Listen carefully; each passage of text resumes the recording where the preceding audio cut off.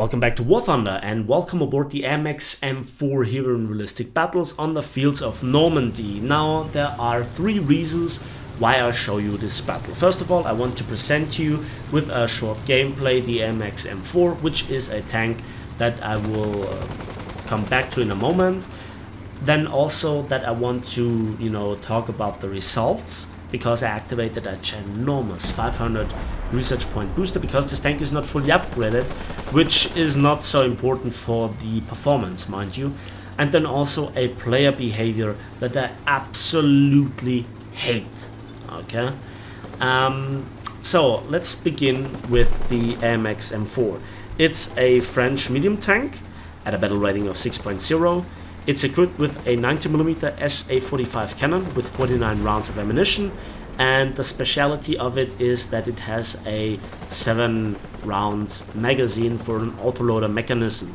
9 shots per minute, that is 6.67 seconds of reload and 38 seconds for the entire clip to be reloaded. And this is independent from the crew, so I still don't have the expert qualification because I wanted to try it out how it is. So how is the gun handling? Well, we have 8 degrees of gun depression, but just 15 degrees of gun elevation because of the oscillating turret design. Furthermore, we have 25 degrees of turret rotation speed for a normal crew, and you can go up to 30 degrees per second for your ace qualification, which is excellent. The tank has some trollish armor on the front. The frontal plate is 80mm, 55 degrees slope backwards, so more or less panther armor. You can deflect some shots. Lower glacis is rather thin but very heavily angled at 61 degrees, so you can deflect some shells there as well. And the turret is a bit trollish, very heavily angled. And yeah, I wouldn't rely on the armor, but sometimes it saves you from random shots. Mobility. 52 tons, that's quite heavy for a medium tank, and the tank is also huge. But you have around about 1,000 horsepower, so we're looking at around about 19 horsepower per ton of specific power to weight ratio, which is nice. You have also 5 crew members, 3 in the turret, 2 in the hull. You have a big engine with the transmission in the back, so side armor is really weak with just 30mm of armor.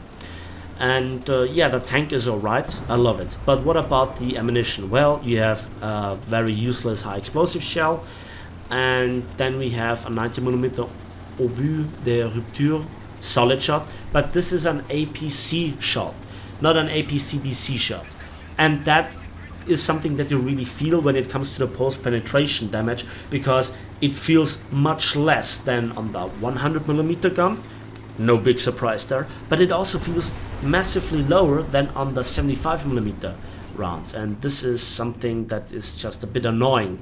Penetration wise, well, 193mm of penetration, so you can even deal with the front of a Tiger II, but not with a T-29 turret wise. So yeah, muzzle velocity is great, 1,000 meters per second, and so you can put the tank somewhat into perspective. I like it, but certain tanks play themselves easier. So this is my second kill on the M22 Locust. I expected more enemies here on this side of the map, and I was not sure what I should do next. It's too early to, I don't know, go for some areas on the map that you shouldn't go, aka spawn areas. But I've spotted an enemy tank, and I'm not quite sure if he has spotted me, so I'm just looking around. Is he coming around the right side? Is he coming around the left side? Where is he? Where the hell is he, has he seen me? Is he laying an ambush?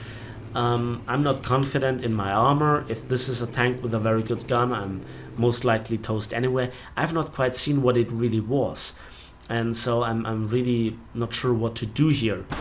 And I get shot, but it did no damage. I expect him to be there, so I fire a blind shot, it goes nowhere, and I just go out of the area, and I bounce another shot that actually ruptures my fuel tank without setting me on fire, so that's a good thing. I expect him to be here behind this bush, as I saw then later on in the replay, I just missed him by a bit with the machine gun. And my only desperate move here, and it's really desperate, is to rush him and to surprise him, hopefully. And there he is, and one shot. And that is my third kill. Spoiler alert, it will be my last kill. Okay, now let's talk about the player behavior that I absolutely despise, and some sort of mechanic in War Thunder Ground Forces that I really, really hate. And that is the last enemy guy running. Now in RRB it's already annoying, especially because the battle time can end up with like 1 hour, and I have, you know, experienced it myself. The last enemy guy was in a bomber and he was just climbing. At this point in time, the battle is effectively over. We are capturing A and we're contesting C already. So for me the battle is over at like 6 minutes. Okay, spoiler alert, the entire battle will take 14 minutes. And going back to RRB, you know, you can spot the enemy with some orders that actually are not a particular fan, but it's the necessary evil, so to speak, with Avenger or the Blind Hunt. And then you can spot the enemy and can fly towards him and, you know, somewhat think about a battle plan, maybe going in all at the same time on the enemy airfield if he's camping it, and then just killing him. Or going for ground targets, you know, if there are just a few left and the enemy is just at the other end of the map. But what do you do in Tank RB? Because the orders do not work. I mean, if you kill him, you still get the reward, but there is no marker popping up. And yeah, you could hunt him down, but what if he is running? And this is the case in this battle, okay? This is the case in this scenario, and it is not me specifically pointing out this one player, okay, but it's just a perfect example. At this point in time, he's the only player left alive after 7 minutes of gameplay. So half of the battle time is wasted with waiting. If you are the last player on your team, bail out. You might receive a crew log, but once the tickets are down and the battle is finished, that crew log gets lifted, so you can immediately then go into the battle afterwards. So no fear for the crew log. If you bail out and you know you don't have any chance of winning the game in the first place, then so be it, okay? If you jump out of a plane or out of a tank, I mean, with a tank you still can be killed, okay? But if you run with a plane or just hover around your airfield, that's pretty annoying, and it takes a long time. And so at this point in time, that also, you know, kind of promotes bad player behavior. After this scene here, I saw, you know, team killing going on, players just shooting at the balloons, player being bored, the chat going wild and infuriated at this enemy player. And let's have now a look at the replay. I speed it up a little bit, of course, and we can see I flanked around and I used the free camera to just give you the view in the short run. And you know, watching replays is highly informative to see what did I wrong, what did I right, where could I have acted even better, and what did the enemy do.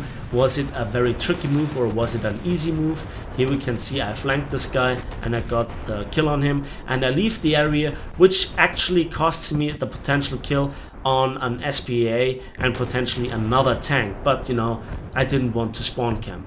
And it's now around about at 7 minutes 45, okay, out of the 14 minutes, that there is just one enemy player alive, and he just respawned in a P-47 D-28 with bombs and rockets, and he's actively flying away from the combat zone, okay? And this is just very bad, okay?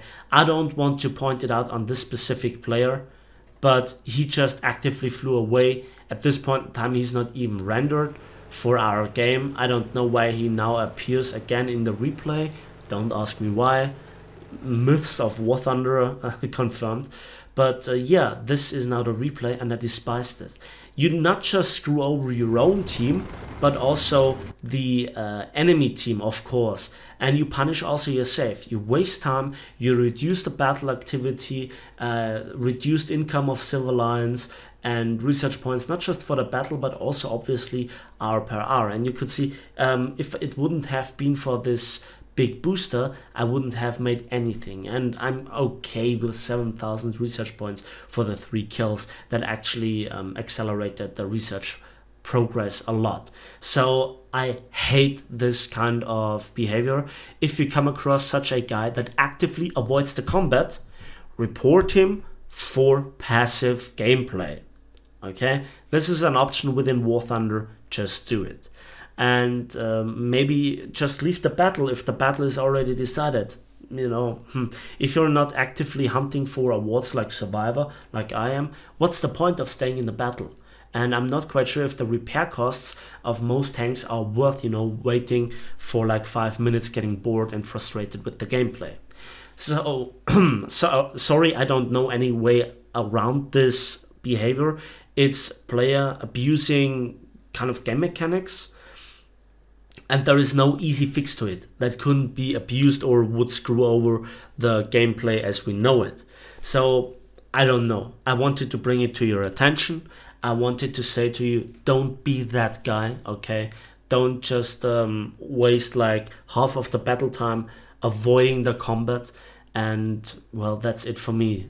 So that's it for me today. Thanks for watching. Thanks for listening. Please give this video a like if you did. Share it with your friends and the community. And yeah, we will see each other on the battlefields and in the skies of War Thunder.